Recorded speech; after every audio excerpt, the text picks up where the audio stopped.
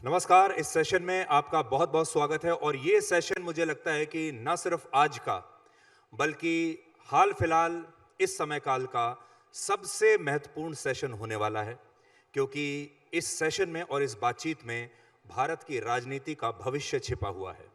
और आज इस सेशन में हमारे बहुत ही खास मेहमान हैं श्री रामनाथ कोविंद जी, जो कि भारत के पूर्व राष्ट्रपति हैं, और वन नेशन वन इलेक्शन पर जो भारत सरकार द्वारा कमेटी बनाई गई वो इन्हीं की अध्यक्षता में बनी। और आज वन नेशन वन इलेक्शन पर हमारी संसद में बहस हो रही है। कैबिनेट ने उस प्रस्ताव को मंजूरी दे दिया, उस रिपोर्ट को मंजूर कर लिया है और आज श्री कोविंद हमारे साथ हैं। एक और खास बात यह है कि कोविंद जी राष्ट्रपति भवन से बाहर आने के बाद उन्होंने कभी कोई इंटरव्यू नहीं दिया है और ये मुझे लगता है कि शायद उनका पहला इंटरव्यू होगा। तो मैं चाहता हूं कि आप जोरदार तालियों के साथ उनका स्वागत कीजिए। सर, आपका बहुत बहुत स्वागत है। धन्यवाद। जिस कमेटी का मैं जिक्र कर रहा था, वन नेशन वन इलेक्शन पर, उस कमेटी की जो रिपोर्ट है वो आपने लिखी है और मोदी सरकार ने उसे तुरंत मंजूर भी कर लिया है और अब उस पर संसद में चर्चा भी करा रही है। पहला सवाल यही है कि उस रिपोर्ट में आपने ऐसा क्या लिया कि फटाफट उसको हर जगह से ग्रीन पास मिलता जा रहा है और हर जगह मंजूरी मिलती जा रही है और भारत सरकार ने उसे इतनी जल्दी मंजूर किया? उसकी प्रमुख रिकमेंडेशंस क्या है? मुझे लगता है कि वन नेशन वन इलेक्शन, पहले तो मैं ये स्पष्ट कर दूं कि ये मात्र एक कैच फ्रेज है।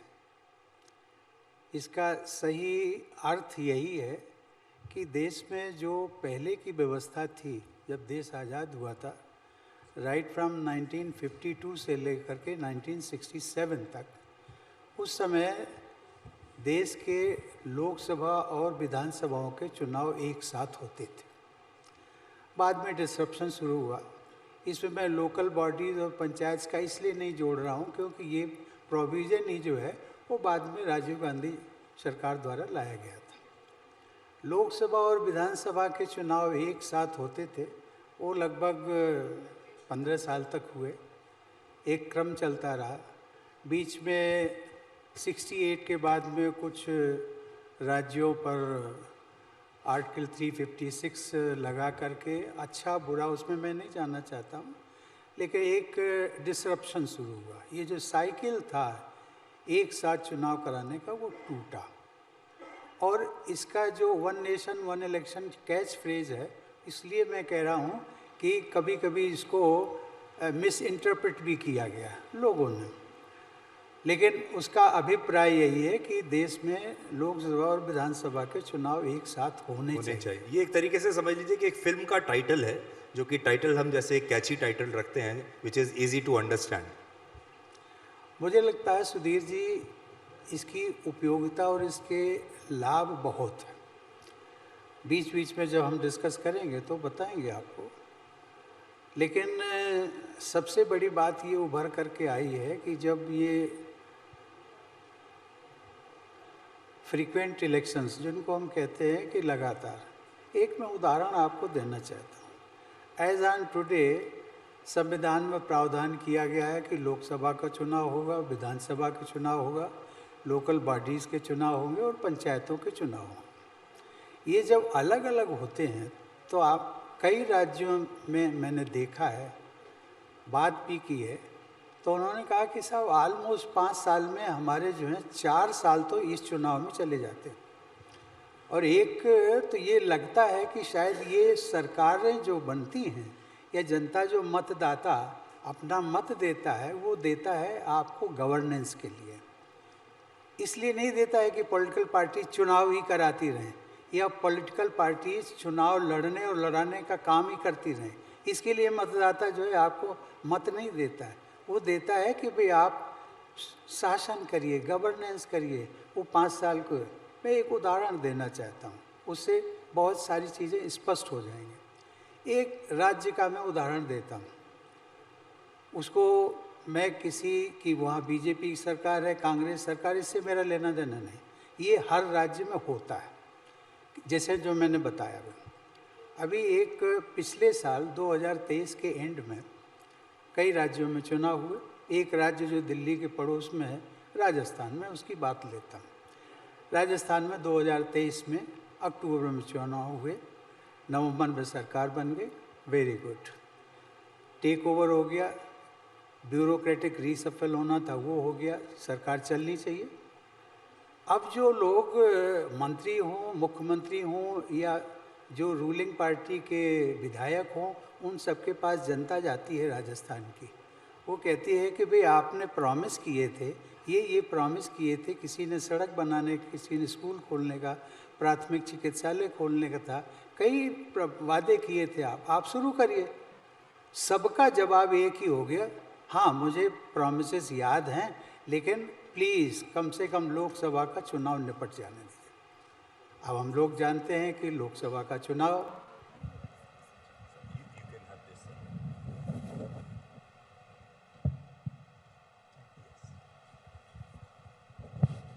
सब जानते हैं कि लोकसभा का चुनाव जो है वो जून में कंक्लूड हुआ, सरकार बनी, अब जुलाई से काम शुरू हुआ।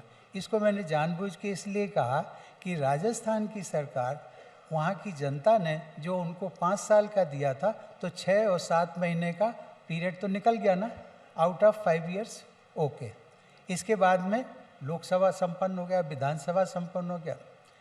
हमें बताया गया कि 2026 की बिगनिंग में जो है वो आपकी पंचायतों के चुनाव होने वाले, या उसमें इसके लोकल बॉडीज़ के चुनाव होंगे। तो हम मान करके चलते हैं दो एंड ऑफ 25 वहाँ से काम शुरू हो जाएगा। राजनीतिक दलों की बात स्थिति, वो व्यस्त हो जाएंगे, अपना गवर्नेंस को छोड़ करके वो चुनाव लड़ाने की तैयारी में हो जाएंगे। 6 महीने उसके निकाल दीजिए, उसके बाद फिर पंचायत के आते हैं। तो आपका ये जो सर्किल है, उनका अगला चुनाव जो है असेंबली का ड्यू होगा जा कर के 2028। ये 5 साल में जो है 3.5 साल मुकम्मल तौर पर उनके निकल जाते हैं। अब ये मैं कहता हूँ कि ये अन्याय हो रहा कि नहीं मतदाताओं पर। तो वोट दिया 5 साल के लिए, लेकिन काम हुआ 2.5 साल ही। काम साल 3.5, मोटे तौर पर 3.5, 3 साल। अब इसका मैं एक उदाहरण देता हूँ। लोग ये कहते हैं कभी कभी, जो हमारे सामने भी अपीयर हुए इसमें, तो उसमें कुछ पॉलिटिकल पार्टीज ने कहा था कि साहब ये जो है ये अनडेमोक्रेटिक है, अनडेमोक्रेटिक। अब मैं इसको दूसरे अनकॉन्स्टिट्यूशनल भी है। अब मैं ये कह रहा हूँ, कॉन्स्टिट्यूशन की बात अगर हम उठाएं, प्रीएम्बल को लें, प्रीएम्बल में सबसे पहले कहा गया है, we the people of India solemnly resolve to secure, कई चीज़ें उसमें है, जस्टिस है, फ्रेटर्निटी है, लिबर्टी है। मैं केवल जस्टिस की बात करता हूँ। जस्टिस, उसके आगे उन्होंने कहा है कौन सी justice, social, economic and political, ठीक है ना। अब वहाँ के मतदाता, मैं एक स्टेट की बात कर रहा हूँ लेकिन ये अप्लाई करता है सभी स्टेट्स में, वहाँ के मतदाताओं को आपने अन्याय किया कि नहीं किया? आप तो जस्टिस देने की बात कर रहे हैं, जस्टिस देने की बजाय आप जो हैं वो इनजस्टिस दे रहे हैं। तो ये जो क्रम चल रहा है, एक्चुअली ये कितना, मुझे लगता है सुधीर जी, अगर ये सभी हमारे राजनीतिक दल इस पर सहमति बना लेते हैं तो देश के लिए एक ये गेम चेंजर साबित हो सकता है। मैं आपसे विपक्षी दलों की क्या भूमिका रही इसमें, इस पर चर्चा करूंगा, लेकिन उससे पहले एक और सवाल मेरे दिमाग में आ रहा है, वो ये कि भारत के एक पूर्व राष्ट्रपति का एक प्रोटोकॉल होता है और अक्सर ये कहा जाता है कि वो किसी भी राजनीतिक गतिविधि में हिस्सा नहीं लेंगे, इसके बाद कोई और असाइनमेंट नहीं लेंगे। तो एक तो इस कमेटी की अध्यक्षता के लिए आप ही को क्यों चुना गया, और दूसरा आपने इस असाइनमेंट को स्वीकार क्यों किया? आपका प्रश्न अच्छा है। प्रथम दृष्टया प्रमा फेसाई ऐसा लगता है कि one nation one election committee के जो हाई लेवल कमेटी, जिसका नाम दिया है सरकार ने, हाई लेवल कमेटी का जो कॉन्स्टिट्यूट हुई है, वो एक पॉलिटिकल एक फंक्शन है। मैं इसको नहीं मानता। कुछ समय तक जब ये विचार मेरे सामने लाया गया था तो मैंने भी इस पर विचार किया, और अंततोगत्वा फिर जब मैंने ये पूछा कि भाई इसकी नियुक्ति कौन करने वाला, नियुक्ति अगर इसकी रूलिंग पार्टी करती तो मैं इसको मान लेता कि ये पॉलिटिकल एजेंडा है, पॉलिटिकल एक एक्टिविटी का हिस्सा है। इसकी ये कमेटी का कॉन्स्टिट्यूशन जो है वो किया गया by the government of India. Report हमने जो सबमिट किया है वो भी हमने गवर्नमेंट की बजाय, क्योंकि मैं जो हम पद की दृष्टि से आप देख रहे हैं तो इवन एज ऑन टुडे जो है वो ज़्यादातर लोग नीचे ही हैं। President, vice president, prime minister के बाद में पूर्व राष्ट्रपति का ही आता है ऑर्डर ऑफ प्रेसिडेंस में। उस दृष्टि से हमने ये कहा कि भाई ये रिपोर्ट जो है भले सरकार ने की हो, लेकिन रिपोर्ट हम जो है वो प्रेसिडेंट को ही सबमिट करेंगे, और रिपोर्ट हमने सबमिट की। प्राइम ऑफिसर लगता है, लेकिन मैं मानता हूँ कि ये लोक हित का मुद्दा है, देश हित का मुद्दा है, और इसलिए मैंने इसको स्वीकार किया। तो आप इसे एक राजनीतिक चीज़ गतिविधि मैं नहीं और मानते, जोड़ दूं, क्योंकि लोग इसको लोग बीजेपी के साथ जोड़कर देखते हैं, देखते हैं। ये बीजेपी का ब्रेन चाइल्ड है और बीजेपी ऐसा करना चाहती है। देखिए, ये बीजेपी का ब्रेन चाइल्ड नहीं है सही मायने में। ये जो डिसरप्शन शुरू हुआ है दी देन यूपीए गवर्नमेंट, उस समय पता नहीं कौन सी गवर्नमेंट कहलाती थी, ये मुझे पता नहीं है, लेकिन सही मायने में ये ब्रेन चाइल्ड तो जो हमारे फाउंडिंग फादर्स हैं उनका है। उनकी जो मंशा थी वो ये थी, अगर उनकी मंशा नहीं होती तो ये स्पेसिफिकली संविधान में कहीं न कहीं लिखा होता कि भाई कोई भी राज्य सरकार डिसरप्ट होने के बाद में, भंग होने के बाद में वो चाहे तो कभी भी चुनाव करा सकती है, ये सब प्रावधान लिखा होता। उस समय फाउंडिंग फादर्स की मंशा ये थी कि आपके 5 साल ही होने चाहिए और साथ होने चाहिए, इसीलिए उन्होंने शुरुआत की थी। उस समय भी यही बात आती थी, कई राज्यों ने बात उठाई थी, मैंने पढ़ा है कॉन्स्टिट्यूएंट असेंबली में। उस समय यह आया था कि कोई ज़रूरी नहीं कि एक साथ ही चुनाव किए जाए, तो उसमें कहा गया था कि नहीं, शुरुआत हम इससे करेंगे और यही कंटिन्यू करेंगे। लेकिन कई चीज़ें ऐसी इस संविधान में स्पेसिफिकली मेंशन नहीं की हैं। The founding fathers left to the next gen, और उनको लगा कि जैसे वो ईमानदार हैं वैसे हमारी जनरेशन भी ईमानदार हो। यहाँ फाउंडिंग फादर से आपका जो इशारा है वो जवाहरलाल नेहरू की तरफ तो नहीं? नहीं, ऐसा नहीं। मैं एक आपका पत्र लेकर आया हूं, जनवरी 13, 2016 को आपने लिखा। तब आप बिहार के गवर्नर थे और राष्ट्रपति भवन में गवर्नर्स की एक बैठक होने वाली है, और उसमें आपने इस पत्र के साथ एक प्रेजेंटेशन दी जिसमें आपने लिखा, holding simultaneous election to the Lok Sabha and the state assemblies across the country is one of the electoral reforms which has recently gained the attraction of one and all. Holding simultaneous election, it has many advantages like saving of unnecessary election expenditure in both by political parties and public exchequer. तो उस समय तो शायद इस मुद्दे की कोई चर्चा भी नहीं थी 2016 में, और तब आपने ये कहा कि इस पर मैं चर्चा करना चाहता हूँ, और आपने एक प्रेजेंटेशन यहाँ भेजी। तो इससे ये समझ में आता है कि शायद ये विषय आपके दिल के पहले से ही बहुत करीब था, आप इस पर काम करते रहे हैं, और शायद इसीलिए भारत सरकार ने आपको चुना हो। मुझे लगता है कि ये विषय मेरे दिल के बहुत करीब है बरसों से, यहाँ तक कि जब मैं सांसद था, सांसद बनने के बाद कुछ समय एक्टिविस्ट रहा, पार्टी का एक्टिविस्ट रहा, और उसके बाद में फाइनली जब मोदी सरकार बनी तो मैं 2015 में राज्यपाल बना।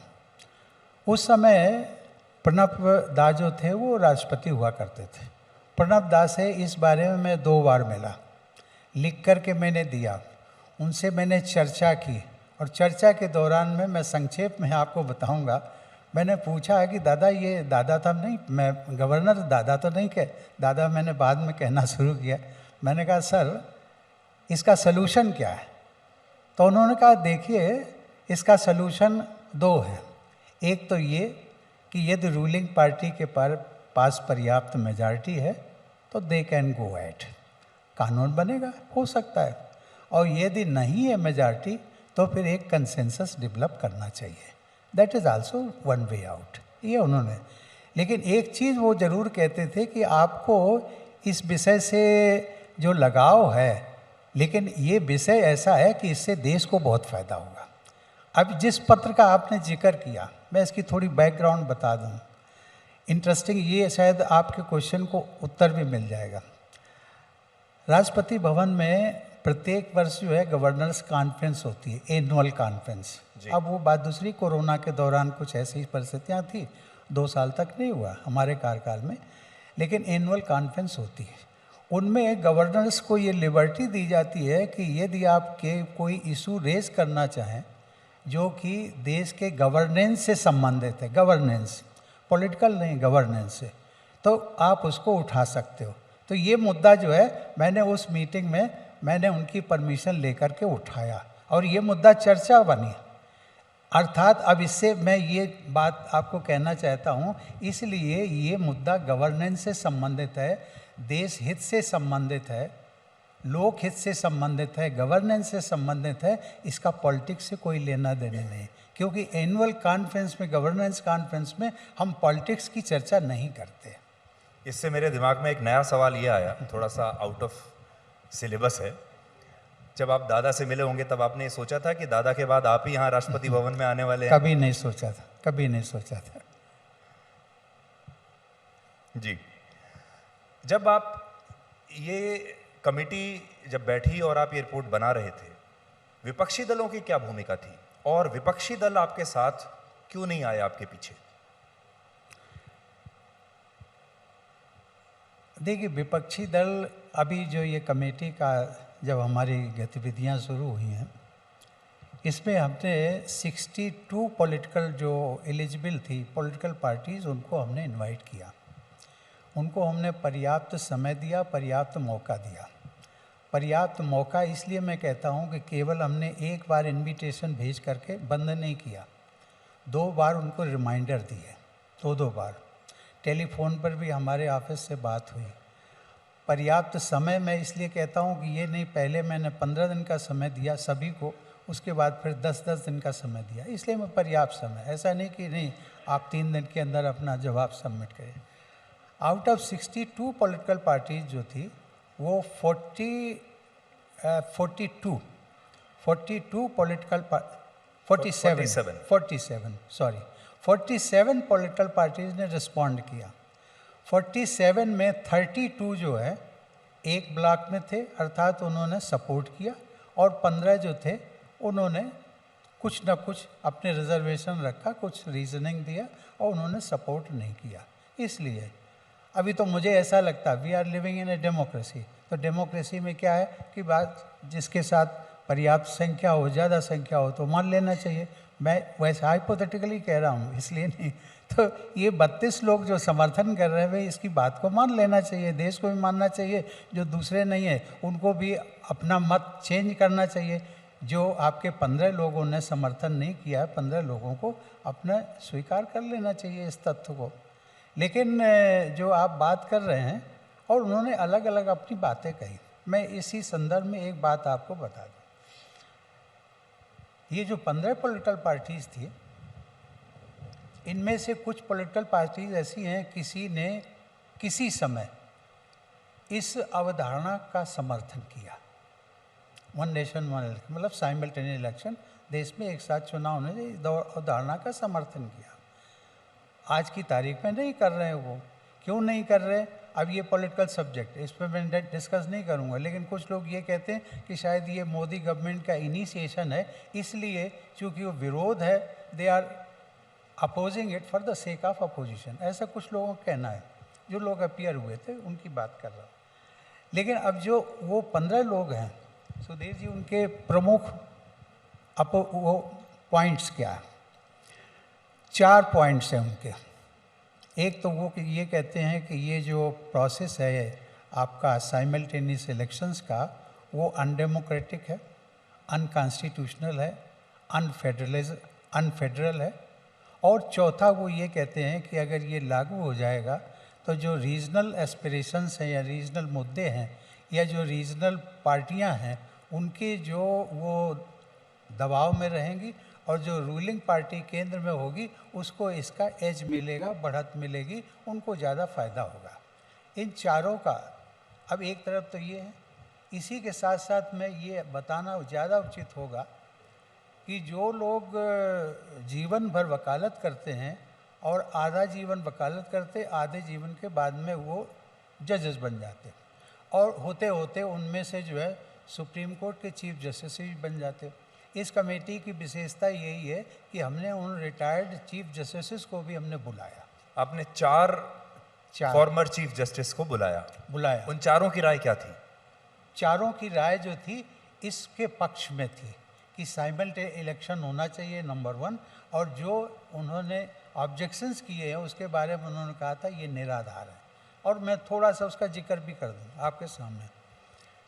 उन्होंने कहा कि देखिए, जो कहते हैं कि अनकॉन्स्टिट्यूशन है, मतलब एंटी कॉन्स्टिट्यूशन जो ये कहते हैं, उनका आधार ये है कि चूँकि एज ऑन टुडे जो है वो कॉन्स्टिट्यूशन में साइमल्टेनियस इलेक्शन का कोई प्रावधान नहीं है, इसलिए एंटी कॉन्स्टिट्यूशन।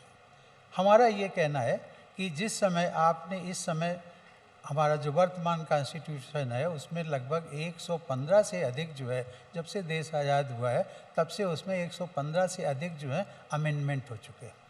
इसके साथ में अगर अमेंडमेंट हो जाएगा कि भाई लोकसभा और विधानसभा के एक साथ हो जाएंगे, तो ये जब इनएक्टमेंट बन जाएगा तो फिर ये बात ख़त्म हो जाएगी। एंटी कॉन्स्टिट्यूशन फिर आप नहीं कहेंगे। फिर आप कहते हैं कि साहब अनडेमोक्रेटिक है। अनडेमोक्रेटिक क्यों है? इसलिए है क्योंकि ये आप डिवीज़न कर देगा, मतलब इस तरीके से डेमोक्रेसी। अब डेमोक्रेसी का मैंने आपको उदाहरण दे दिया, एक तरफ 32 है, एक तरफ 15 है, बहुमत जो है उधर है, मान लेना चाहिए। एक तीसरी चीज़ एंटी फेडरलिज्म। एंटी फेडरलिज्म का जो है, India is A union of states, ऐसा संविधान में लिखा है। तो यूनियन ऑफ स्टेट्स का मतलब क्या है कि आप इंटरडिपेंडेंट हैं, राज्य सरकारें और केंद्र। तो जब आप इंटरडिपेंडेंट हैं, एक दूसरे से इंटरलिंक्ड हैं, इंटरकनेक्टेड हैं, तो आपको एक दूसरे के बिना एक दूसरे के पूरक भी हैं। तो इसलिए अब मैं क्या कहना चाहता हूँ, एज ऑन टुडे स्थिति क्या देखिए, राज्यों को जो है 5 ईयर्स प्लान का योजना चली थी। सबसे पहले पंचवर्षीय योजना। पंचवर्षीय योजना का क्या था? आपकी योजनाएं बनेगी, केंद्र सरकार आपको मदद करेगी। एज ऑन टुडे भी यही है। तो केंद्र सरकार मदद करती है फाइनेंशियली आपको, स्टेट गवर्नमेंट को। उस फाइनेंसेस से हर प्रदेश सरकार जो है अपने राज्य में सरकार के गवर्नेंस करती है। उसके नीचे जो है लोकल बॉडीज़ हैं और पंचायत हैं, उनको भी जो है आप आगे बढ़ाते हैं। एक तो यह था। अभी हमने देखा, मतलब वो एक पीड़ादायक स्थिति है। पीड़ादायक इसलिए मैं कहता हूँ, एक राज्य की खबर आई थी कि उनके पास जो है फंडिंग, उनके अपने एम्प्लॉइज़ को पेमेंट रेगुलर मंथली पे करने के लिए जो है उनके पास फंड नहीं है। एक आया, ये दुर्भाग्यपूर्ण स्थिति, नहीं होना चाहिए। हिमाचल प्रदेश की बात कर रहे हैं? अब मैं नाम नहीं लेना चाहती, वो है पब्लिक डोमेन में है। इसी तरीके से किसी राज्य की ये रिपोर्ट आई कि साहब उनको चुनाव कराना, लेकिन उनके चुनाव कराने के लिए पैसे नहीं हैं। अब इनकी मदद कौन करेगा? मदद तो केंद्र करेगा। तो अब सही मायने में अगर देखा जाए तो ये एंटी फेडरलिज्म है, या ये रादर फेडरलिज्म को और सशक्त करेगा। ऐसा उत्तर भी आया है, ये जो जजेस हैं उन्होंने दिया है कि भाई ये तो फेडरलिज्म को मजबूत करेंगे सही मायने में, ये जो कंसेप्ट है एक साथ चुनाव एक करने के लिए। Thank you. इस कमेटी में प्रमुख विपक्षी दल है कांग्रेस। आपको ऐसा नहीं लगा कि प्रमुख विपक्षी दल का भी कोई प्रतिनिधि इस कमेटी में होना चाहिए था? अगर आप उनको रख लेते इस कमेटी में तो शायद इसकी स्वीकार्यता और ज़्यादा बढ़ जाती। होना चाहिए था, हमने रखा। मेन अपोजिशन पार्टी जो थी कांग्रेस थी, उसमें दी देन अपोजिशन लीडर, या हम कहें कांग्रेस जिसमें लोकसभा में रिकॉग्नाइज थे, वो थे अधीर रंजन चौधरी जी। अधीर रंजन चौधरी जी को जो है फ़ोन किया गया मंत्रालय से, जो ये काम देखती थी, ला मंत्रालय, ला मिनिस्ट्री। उन्होंने कहा कि साहब हाँ, मुझे अखबारों से पता लगा है कि भाई मेरा नाम भी है, तो मुझे तो खुशी होगी, लेकिन आप मुझे लिखित में तो भेजिए। अभी लिखित में आया नहीं है। एक्चुअली उनसे पूछा गया था भाई हम आपको रखना चाहते हैं, तो उन्होंने कहा लिखित में भेजिए, हमारा अपॉइंटमेंट लेटर भेजिए, I will be too happy. इस प्रकार का मुझे संदेश मिला। लेकिन जब उनको लिखित में गया तो मुझे लगता है कि उन्होंने अपने बड़े नेताओं से चर्चा की होगी, तो उन्होंने उसको विड्रा कर लिया। This was the reason. तो आप ये कहना चाह रहे हैं कि कांग्रेस की जो हाई कमांड है उसने कांग्रेस के जो एलओपी थे उनको मना किया कि इस कमेटी में ना आए? ऐसा लोग कहते हैं, लोग ऐसा कंक्लूड करते हैं। जी। अभी भी आपके ऊपर यही आरोप लगाया जाएगा कि ये मोदी सरकार का ब्रेन चाइल्ड है और आप एक प्रकार से मोदी सरकार की मदद कर रहे हैं। तो इस आरोप का आप जवाब कैसे देंगे पब्लिक डोमेन में? देखिए, पहले तो मैंने ये कहा था कि मेरा I have nothing to do with any political party. जिस पृष्ठभूमि से मैं आप जानते हैं बीजेपी से आया हूँ, आज तक मैं बीजेपी के किसी नेता के घर नहीं गया हूँ। बीजेपी का जो हेड क्वार्टर है दिल्ली का, वो मैंने नहीं देखा है। ठीक है, किसी नेता को आना होगा तो मेरे पास आए, not as a political leader but as a non friend. Number one, प्रधानमंत्री जी हमारे यहाँ आते हैं, प्रत्येक वर्ष आते, कभी त्यौहार पर आ जाते, कभी वैसे आ जाते। अभी जब वो नेता चुने गए लीडर ऑफ पार्लियामेंट्री पार्टी के, तो वो आए, उनका 2 घंटे पहले फ़ोन आया उनके ऑफिस से कि प्रधानमंत्री जी आएंगे, प्रधानमंत्री इलेक्ट उस समय ओथ लेने के पहले।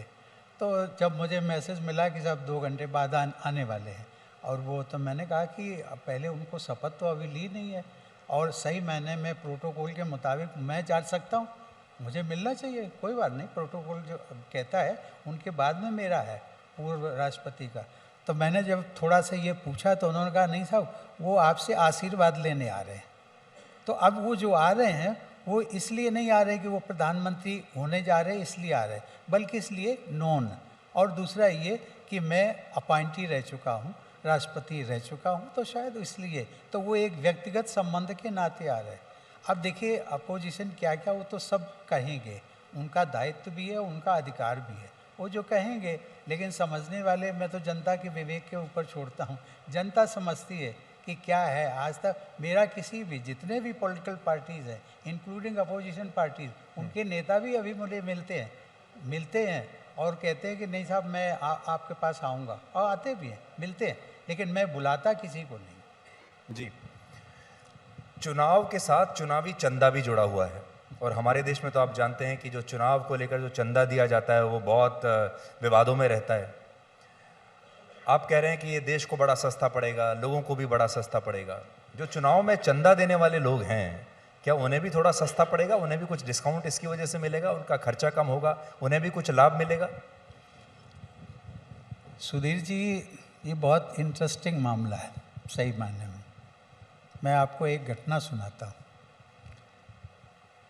इस दौरान मैं बहरीन गया, एक प्राइवेट विजिट थी, तो वहाँ पर एक India Bahrain chamber of commerce, उन लोगों ने जब उनको पता चला कि मैं आया हूँ एक प्राइवेट विजिट पर, केरल के प्राइवेट विजिट ये थी, केरल के एक बहुत प्रसिद्ध संत हुए हैं नारायण गुरु, बहुत बड़े सोशल रिफॉर्मर, और केरलाइट्स जो हैं उनको बहुत मानते हैं, तो वहाँ केरल वासी बहुत हैं। उन लोगों ने एक रिक्वेस्ट किया कि साहब उनका नारायण गुरु जी की जो है वो एक अकेजन सेलिब्रेट कर रहे हैं, उसमें वो मुझे बुलाना चाहते, तो मैं गया इसलिए, नॉन पॉलिटिकल, कोई ओनली सोशल फंक्शन। तो ये जो हमें India Bahrain chamber of commerce में जो इंडियंस थे उन लोगों ने होस्ट किया, उसमें हम गए। उस समय कमेटी हमारा चल रहा था, तो उन्होंने कहा कि सर ये हो जाता है तो we will be the first one to congratulate you. तो मैंने कहा भाई आप यहाँ बैठे हो, आपको क्या फ़ायदा इससे होने वाला?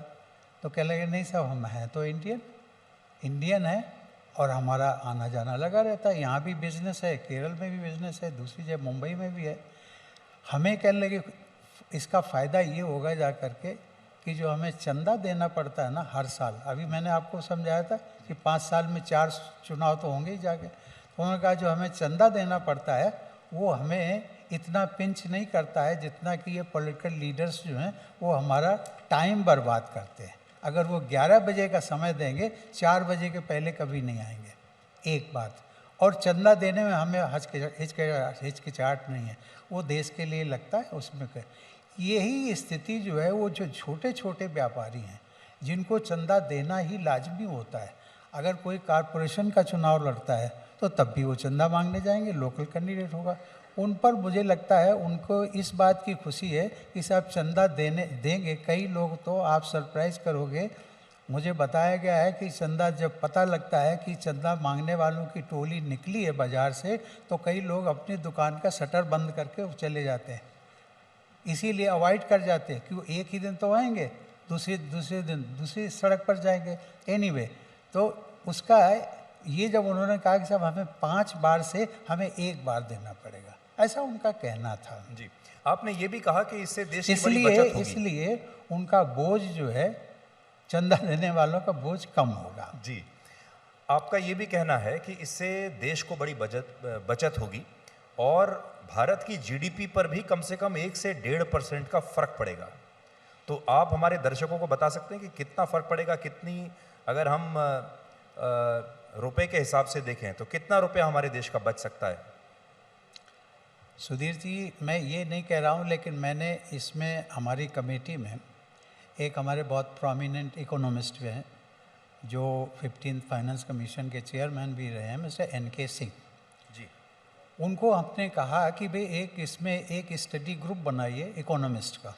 उन्होंने बनाया, उसमें कुछ विदेशी हमारे इकोनॉमिस्ट भी आए, देश के भी इकोनॉमिस्ट थे, और सब लोगों ने एक ब्रेन मतलब स्टॉर्मिंग की और एक निर्णय पर वो ये निकले। उन्होंने कहा कि ये इस पर जो खर्चा आता है हमारा, ये आता है चुनाव पर, फ्रीक्वेंट चुनाव पर 5 से 5.5 लाख करोड़ रुपया, और इसके अलावा ये सरकारी खर्चा है, मतलब मोटे तौर पर। इसके अलावा आम मतदाताओं का खर्चा अलग होता है, उसको हम छोड़ रहे हैं। तो ये अगर एक साथ चुनाव हो जाएगा तो ये आपका सिमट करके जो है मुश्किल से जो है आपका 50,000 करोड़ रुपया आएगा, मतलब 5.5 लाख करोड़ की जगह 50,000 करोड़। अब ये जो बचत हो जाएगी तो ये बचत आपकी जीडीपी को बढ़ाएगी, जीडीपी को ग्रोथ को बढ़ाएगी, यही आपकी जो इन्फ्लेशन को कमी करेगी, आपका जो इंडस्ट्रियल आउटपुट होता है उसमें इंक्रीज हो जाएगा। इन सब चीज़ों का ऐसा कहा गया, और लबोलबाब ये कि इसका जो परिणाम आएगा, आखिरी परिणाम आएगा, वो 1 से 1.5% जीडीपी इससे बढ़ने की संभावना है।